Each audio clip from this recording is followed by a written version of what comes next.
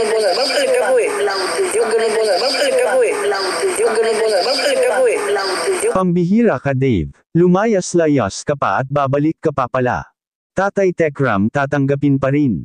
Magandang araw at isang mapagpalang araw po sa ating lahat lalo na sa mga Kalingap community natin dyan at sa mga ka-Tekram community. Sana'y hindi nyo po makalimutan na mag-like sa video na ito. At paunawa tapusin muna ang kabuuhan ng video na ito mga Kalingap at mga ka-Tekram community natin dyan at para malaman ang nilalaman nito. At maraming salamat po sa pagpatuloy na pagsuporta. At paki-subscribe po kay Kuya Val Santos Matubang at kay Ate Edna Vlogs at Kalingap Rab at kay Tatay Tekram maraming salamat po. Pambihira ka naman Dave, lumayas ka na at babalik ka pa pala. At Tatay Tekram tanggapin pa rin. Pero bago yun ay pag-usapan muna natin ang tungkol kay Dave ngayon na kung saan maraming napapansin ang mga nagsusubaybay sa kanya ngayon. Napansin ng mga viewers tungkol kay Dave na yumayabang na ito simula nang siya ay nagrebelde. Matatawag natin siya bilang rebelde mga minamahal nating taga-subaybay dahil iyon naman ang mga gawain ng mga rebelde ang ayaw sumunod sa maayos na patakaran at ang paniniwala lang nila at kaalaman nila na ang akala nila iyon ang tama.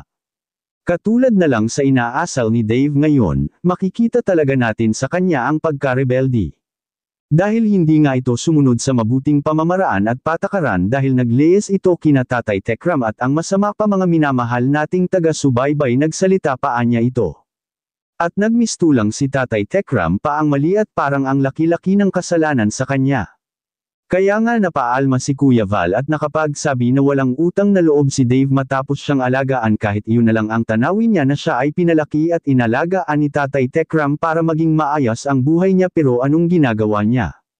Nakapagbitaw pa rin siya ng mga hindi magandang salita, at nagmistulang traitor si Dave sa mga sinasabi niya, ang tingin niya ay paniniwalaan siya, sa ginagawa niya ngayon ngunit mas lalong ikinasisirapan niya itong pagsasalita niya tungkol kay Tatay Tekram. Kaya nga tama nga ang sinasabi ng karamihan na si Tatay Tekram nagpalaki ng isang ahas, at sa kabilang dako naman mga minamahal nating taga-subaybay, Dave babalik pa pala. Yan ang ating makikita sa video.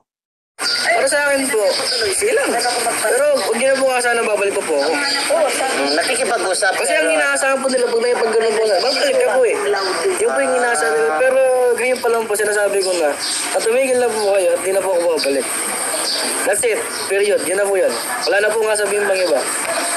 Basta ako, straight to the point po ako. Isang kwento lang, hindi na po kung ano-ano pang kwento. Lumayas na si Papa mo.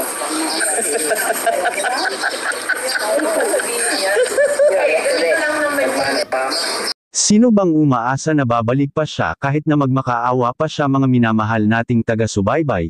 Kahit si Tatay Tekram man ay hindi na rin tatanggap sa kanya kung ito'y magmakaawa man, pagkatapos sa lahat ng kung ano-anong mga sinasabi niya patatawarin pa kaya siya ni Tatay Tekram. Kung kayo ang makapagsabi, anong masasabi niyo po tungkol dito please comment and God bless you all.